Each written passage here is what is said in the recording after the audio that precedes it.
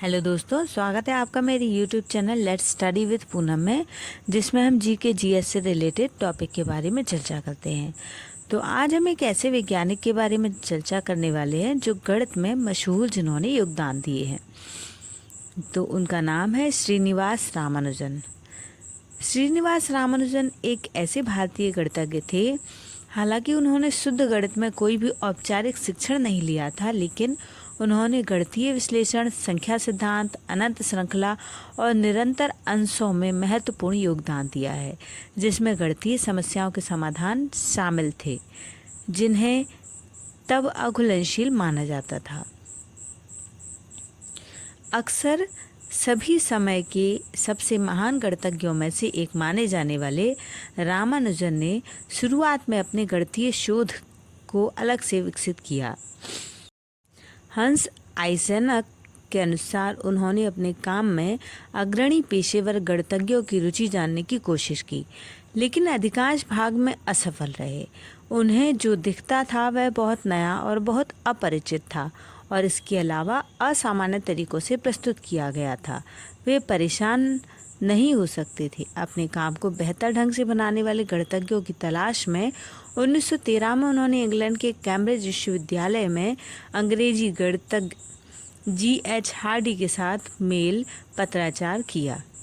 रामानुजन के काम को असाधारण मानते हुए हार्डी ने उनके लिए कैम्ब्रिज की यात्रा की व्यवस्था की।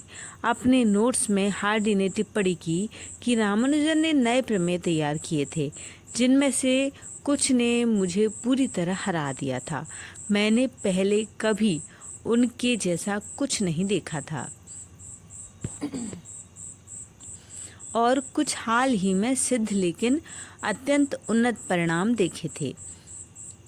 अपने छोटे जीवन काल में रामानुजन ने स्वतंत्र रूप से लगभग 3900 परिणाम संकलित किए। कई पूरी तरह से उपन्यास थे। उनके मूल एवं अत्यधिक अपरंपरागत परिणाम, जैसे कि Ramanujan prime, Ramanujan theta fraction, विभाजन सूत्र, नकली थीटा फंक्शन, ने काम के पूरे नए क्षेत्र खोले और आगे के शोध को प्रेरित किया। उनके हजारों परिणामों में से अधिकांश सही साबित हुए। रामानुजन जर्नल और वैज्ञानिक पत्रिका रामानुजन द्वारा प्रकाशित प्रभावित गणित के सभी क्षेत्रों में काम प्रकाशित करने के साथ स्थापित की गई। उनकी नोटबुक, जिसमें उनके प्रकाशित एवं अप्रकाशित परिणामों के सारांश शामिल हैं, उनका विश्लेषण और अध्ययन उनकी मृत्यु के बाद दशकों से नए गणितीय विचारों के स्रोत के रूप में किए गए हैं।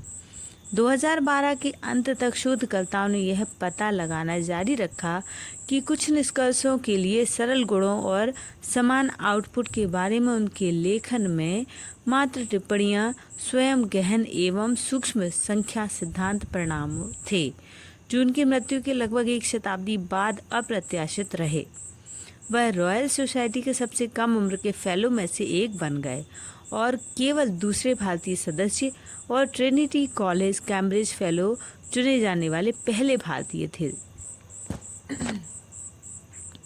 1919 में खराब स्वास्थ्य के कारण, जिसे अब हेपेटिक एमीबियासिस माना जाता है, उसने रामानुजन को भारत लौटने के लिए मजबूर किया, जहां 1920 में 32 वर्ष की आयु में उनकी मृत्यु हो गई। जनवरी 1920 में हार्डी को लिखे गए अंतिम पत्रों से पता चलता है कि वे अभी भी नए गणितीय विचारों और प्रमेयों का निर्माण जारी रखे हुए थे। उनकी खोई हुई नोटबुक, जिसमें उनके जीवन के अंतिम वर्षों की खोजें शामिल हैं, 1976 में फिर से खोजे जाने पर गणितज्ञों ने बहुत उत्साह उत्पन्न हुआ। रामानुजन का यदि हम शाब्दिक अर्थ जानें तो उसका शाब्दिक अर्थ निकलेगा राम के छोटे भाई। इनका जन्म 22 दिसंबर 1887 को वर्तमान तमिलनाडु के इरोड में एक तमिल ब्राह्मण अयंगर परिवार में हुआ। उनके पिता कुप्पुस्वामी श्रीनिवास अयंगर, जो मूल रूप से तंजावर जिले के थे, एक साड़ी की दुकान में क्लर्क के रूप में काम किया करते थे। उनकी मां कोमलतम्मम एक गृहिणी थीं और एक स्थानीय मंदिर में गाती थीं। वे कुंभकोणम शहर में सारंगपाणी सन्निधि स्ट्रीट पर एक छोटे से पारंपरिक घर में रहते थे। पारिवारिक घर अब एक संग्रहालय है। 1 अक्टूबर 1892 को रामानुजन को स्थानीय स्कूल में दाखिला दिलाया गया। तब उनके नाना ने कांचीपुरम में एक कोर्ट अधिकारी के रूप में अपनी नौकरी खो दी।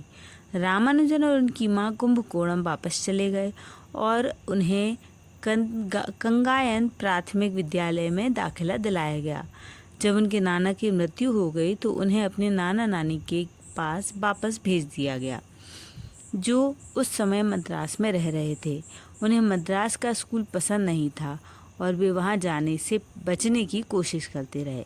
उनके परिवार ने यह सुनिश्चित करने के लिए कि एक स्थानीय कांस्टेबल को भर्ती किया और वे स्कूल जाएं, ताकि वे स्कूल जाएं। 6 महीने के भीतर रामानुजन कुंभकोणम वापस आ गए। चूंकि रामानुजन के पिता दिन में अधिकांश समय काम पर रहते थे, इसलिए उनकी मां ने लड़के की देखभाल की और उनके बीच घनिष्ठ संबंध स्थापित हुए। उनसे उन्होंने पारंपरिक परंपराओं और पुराणों के बारे में सीखा। धार्मिक गीत गाना, मंदिर में पूजा में भाग लेना और विशेष खान पान की आदतें भी उन्होंने माँ से ही सीखी। इस वीडियो में हमने रामानुजन के जीवन पर कुछ पहलुओं पर प्रकाश डाला है। तो यदि हमारा वीडियो आपको पसंद आता है तो हमारे चैनल को लाइक, शेयर और सब्सक्राइब जरूर करें। धन्यवाद दोस्तों।